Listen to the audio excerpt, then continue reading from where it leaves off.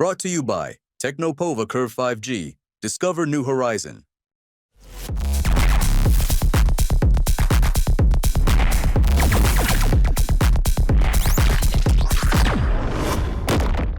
GSS को बचाना है तो कुछ वो एम्पियर कम करने के लिए वहाँ पर कुछ-कुछ समय के लिए लाइट को प्रबंधन करके और उस ट्रांसफार्मर को बचाया जाता है, जिससे टेम्परेचर बढ़ जाए, एम्पियर बढ़ जाए। तो वहाँ पर कुछ 10-20 मिनट, आधा घंटा उसको बैलेंस करके काटा जाता है, ताकि वो हमारा यूनिट सही सलामत रहे।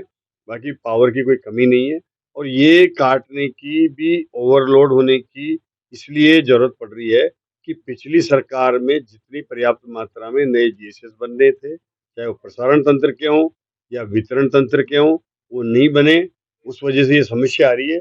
पावर परचेज़ तो हमने कर लिया, लेकिन हमें जीएसएस बनाने में जो समय लग रहा है, उसकी वजह से कुछ जीएसएसों पर दिक्कत है, जहाँ पर ये समस्या हो सकती है। और मैं आपको उदाहरण के साथ बता सकता हूँ कि हमने, चाहे वो हमारा 8 से जो कार्यकाल रहा है 13 से और 18 का, उसमें हमारे पास उस समय हमने 141 ट्रांसफार्मर नए जीएसएस बनाए थे वसुंधरा जी के कार्यकाल में।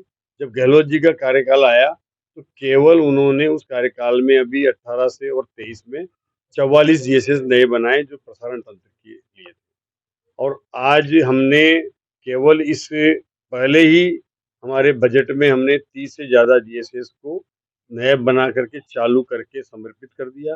प्रसारण तंत्र के 50 और नए जीएसएस हम इस बजट के बाद अभी बना रहे हैं, जो इस आने वाले बजट के पहले-पहले जनता को समर्पित कर देंगे। तो लगभग 80 जीएसएस हम 2 साल में बनाएँगे।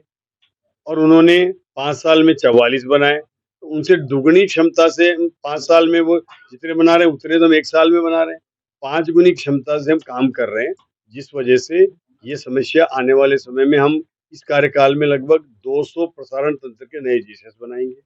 लगभग हमारी उससे भी अधिक बनाएँगे, जिसके माध्यम से हम उस आपूर्ति को सुचारू रूप से करेंगे।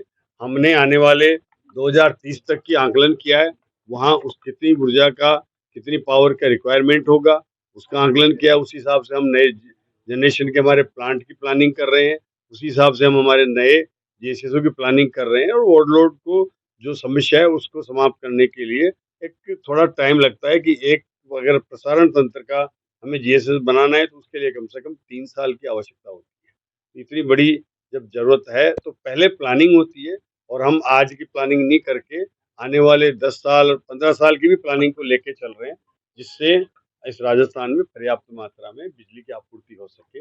और आपने देखा होगा कि हमारी सरकार आने के बाद लगभग हमने 4000 साढ़े 4000 मेगावाट के तो कुसुम सी के ऑर्डर दे दिए।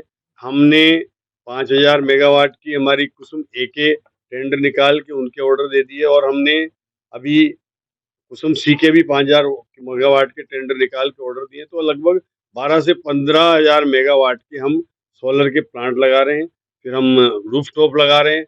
हम लोगों को आने वाले समय में जो 100 यूनिट फ्री की बिजली जो पुरानी गहलोत सरकार ने की थी, उसकी जगह हम 150 यूनिट देंगे। कब देंगे?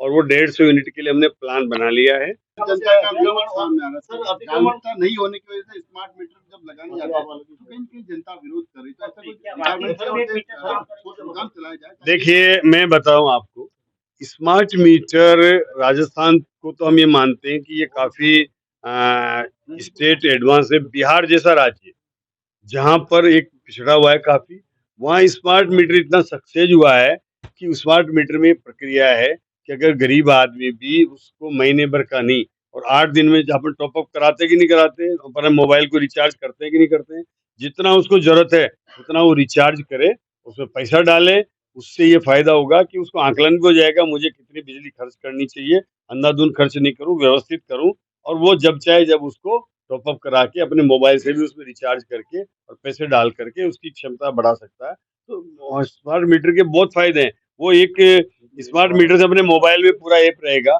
ऐप के थ्रू ये देख सकता है कि मेरे घर पे कहीं बिजली वेस्ट तो नहीं हो रही है।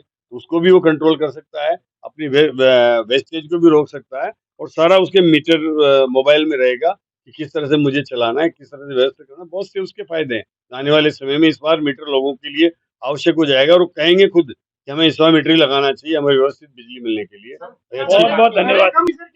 क्योंकि इतनी सौर ऊर्जा लगी राजस्थान में, अब तो सर कोई रात सर नहीं दे रहे। सर सूर्य घर योजना जो आप कह रहे हैं विपक्ष हमला कर रहा है, खत्म करने वाले जो सोलर लगाएंगे उनको जो है इसके लाभ मिलेगा। ऐसे में तो हम देखिए, जो सोलर लगाएगा, जो इस योजना में 100 यूनिट में है, उसको तो हम 150 यूनिट देंगे। जो उसके अलावा योजना में नहीं है, वो भी सोलर लगाता है, तो उसको 15 पैसे अलग से इंसेंटिव दे रहे हैं हम। जो उसकी डिस्कॉम में बिजली जाएगी, उससे 15 पैसे अलग से एक्स्ट्रा उसको मिलेंगे। आगे जाते हैं इस तरह से। देखिए, आप समझिए, एक बिजली के लिए एक एसेंशियल जरूरत है। बिजली और पानी अगर वो कहीं भी रह रहा है, उसको देना आवश्यक है। इसमें एक नियम के तहत ही मिलता है, कहीं कोई उसमें वो नियम नहीं है। जिस नियम के तहत वो आता है, सर्टिफिकेट देता है कि मैं यहाँ रह रहा हूँ, वो कोई वेरिफिकेशन करता है। जमीन हो sir. Brought to you by Technopova Curve 5G. Discover new horizon.